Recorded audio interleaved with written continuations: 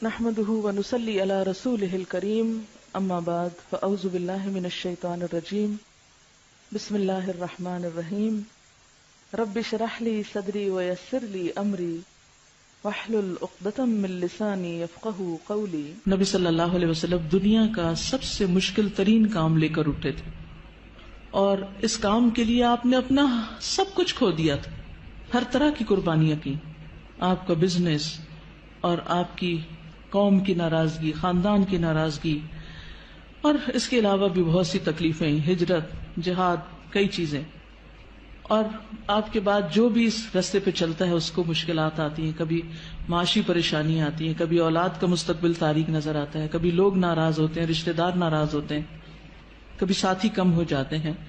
ایسی صورت میں انسان کو کبھی بھی گھبرانا نہیں چاہیے۔ یہاں نبی صلی اللہ علیہ وسلم کو تسلی دی جا رہی کہ ہم نے آپ کو کوثر عطا کی ہے، لہٰذا آپ شکرانہ ادا کیجئے، نماز پڑھیے، قربانی کیجئے۔ آپ کا جو دشمن آپ کے خلاف ہے وہ آپ کا کچھ نہیں بگاڑ سکتا۔ حضرت انس رضی اللہ عنہ کہتے ہیں کہ آپ ہمارے درمیان مسجد میں تشریف فرما تھے کہ آپ پر ہلکی سی اونگ طاری ہو گئی، پھر آپ نے مسکراتے ہوئے سر مبارک اٹھایا تو ہم نے عرض کی کہ آپ کیوں مسکرا رہے ہیں؟ آپ نے فرمایا انزلت علی آنفا سورۃ، میرے اوپر ابھی ابھی ایک سورت نازل ہوئی ہے۔ پھر آپ نے بسم اللہ پڑھ کر سورت سنائی اور سورت سنا کر فرمایا اتدرون ما الکوثر، یعنی تلاوت بھی سنا دی اور پھر وضاحت بھی ساتھ ہی کر رہے ہیں، تعلیم دے رہے ہیں، کیا تمہیں معلوم ہے کوثر کیا ہے؟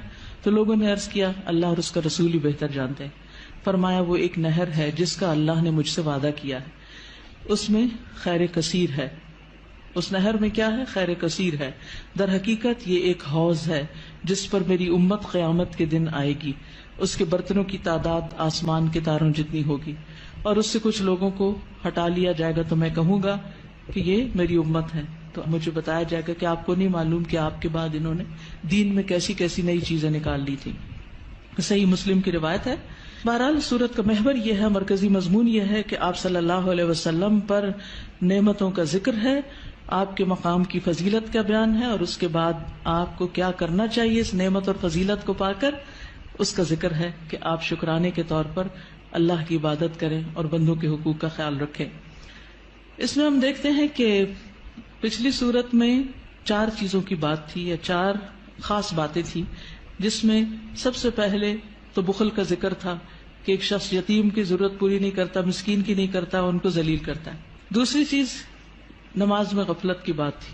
تیسری چیز دکھاوے کی بات تھی۔ چوتھی چیز یمنعون الماعون، لوگوں سے خیر روکنے کی بات تھی۔ اس صورت میں 4 چیزوں کے کرنے کی بات ہے۔ سب سے پہلے بخل کے اپوزٹ کیا ہے؟ الکوثر، خیر کثیر، کہ اللہ سبحانہ وتعالیٰ نے آپ کو خیر کثیر عطا کی، خیر روکی نہیں آپ سے۔ نماز سے غفلت کا علاج کیا؟ فصلی، نماز پڑھو۔ دکھاوے کا علاج کیا؟ لربک، اپنے رب کے لیے پڑھو۔ اور پھر یمنعون الماعون، اس کا اپوزٹ کیا؟ ونحر۔ جو شخص یہ کام کرے، کون کون سے؟ فصلی لربک ونحر، نماز بھی صحیح ادا کرے اور قربانی بھی کرے، صدقہ خیرات بھی کرے، اس کا دشمن سرنگوں ہو جاتا ہے، اس کا دشمن اس پہ غالب نہیں آ سکتا، اس کا دشمن اس کا کچھ بگاڑ نہیں سکتا۔ کبھی بھی آپ کو کسی سے خطرہ ہو، یہ 2 کام شروع کر دے، اللہ آپ کی حفاظت کرے گا۔ مشکلیں آتی اس لیے ہیں تاکہ ہم اپنے آپ کو سیدھا کریں، نمازیں اور اچھی کریں، اور اس کے ساتھ ساتھ بندوں کے حقوق کی طرف توجہ کریں، کہاں کمی ہو رہی، کسی کے ساتھ زیادتی تو نہیں کر رہے۔ تو آپ دیکھیں کہ کیسے مشکلات پر آسان ہوتی۔ آپ کے خلاف بولنے والے اور آپ کے بارے میں باتیں کرنے والے خود ہی خاموش ہو جائیں گے۔ اس صورت کا پس منظر یہ بھی بتایا جاتا ہے کہ جب آپ کے بیٹے قاسم کا انتقال ہوا اور یہ خبر ابو لہب تک پہنچی تو اس نے کیا کہا کہ محمد ابتر ہو گیا، اب ان کا نام نشان مٹ جائے گا، کوئی ان کا نام لینے والا نہیں۔ تو آپ کو تسلی دی جا رہی ہے کہ آپ فکر نہیں کریں، ناکام آپ کا دشمن ہی ہوگا، آپ کو اللہ نے خیر کثیر عطا کر دی۔ تفصیل دیکھتے ہیں۔ انا اعطیناک الکوثر، بے شک ہم نے عطا کی آپ کو الکوثر۔ انا سے مراد اللہ سبحانہ وتعالی، اعطینا ہم نے آپ کو عطا کی۔ عطا کیا ہوتی؟ جس کا بدلہ نہیں چاہیے، ٹھیک ہے۔ الکوثر، کوثر، الکوثر جو ہے یہ جیسے میں نے پہلے بھی عرض کیا، ایک ہے خیر کثیر، کثرت سے خیر عطا کی، بہت زیادہ بھلائی، بہت نعمتیں آپ کو عطا کی، اور انہی میں سے ایک نعمت نہر کوثر ہے یا حوض کوثر ہے۔ بعض کے خیال میں ایک ہی چیز ہے، بعض کے خیال میں دو ہیں۔ نہر جنت میں ہے، حوض عرصات یوم القیامہ میں ہے، یعنی حشر کے میدان میں ہے۔ اور نہر کوثر سے پانی آ رہا ہے کس میں؟ حوض میں، اور اس کی مسافت کتنی ہے؟ 1 مہینے کی لمبائی پہ لمبا اور 1 مہینے کی لمبائی پہ چوڑا، اس کی لمبائی چوڑائی اتنی ہے۔ اور جو نہر کوثر ہے جنت کی نہر، اس کے دونوں کنارے سونے کے ہیں، موتیوں اور یاقوت کا فرش بچھا ہے، مٹی کستوری سے زیادہ خوشبودار، پانی شہد سے میٹھا ہے، دودھ سے زیادہ سفید، مکھن سے زیادہ نرم، برف سے زیادہ ٹھنڈا۔ دنیا میں جو آپ کو بہت ہی پسند ہے اس کی کچھ مشابہت نظر آتی۔ اور حوض کوثر جو ہے میدان حشر میں، اس کے کناروں پر کیا ہے؟ پیالے ہیں، کتنے؟ ستاروں کی تعداد میں۔ جو ایک دفعہ اس سے پانی پیے گا وہ کبھی بھی دوبارہ پیاسا نہیں ہوگا۔ لیکن اس سے کس کو ہٹا دیا جائے گا؟ جو بدعت کرنے والا ہو، یا جو آپ سے دشمنی رکھنے والا ہو، آپ سے بغض رکھنے والا ہو، اس کو وہاں نہیں آنے دیا جائے گا۔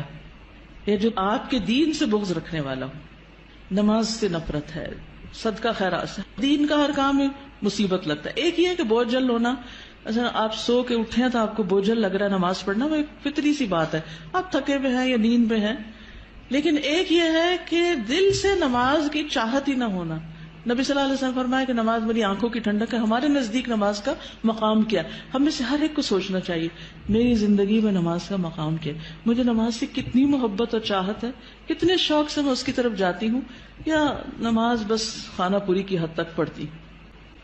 کیونکہ یہ ہماری ایمان کا امتحان ہے اس میں۔ بہرحال یاد رکھیے، جس نے آپ صلی اللہ علیہ وسلم سے دشمنی رکھی، جس نے آپ سے بغض رکھا، جس نے آپ کی شریعت سے بغض رکھا، اس کے لیے پھر کوئی خیر نہیں، کوئی برکت نہیں، وہ حوض کوثر پر نہیں آ سکے گا۔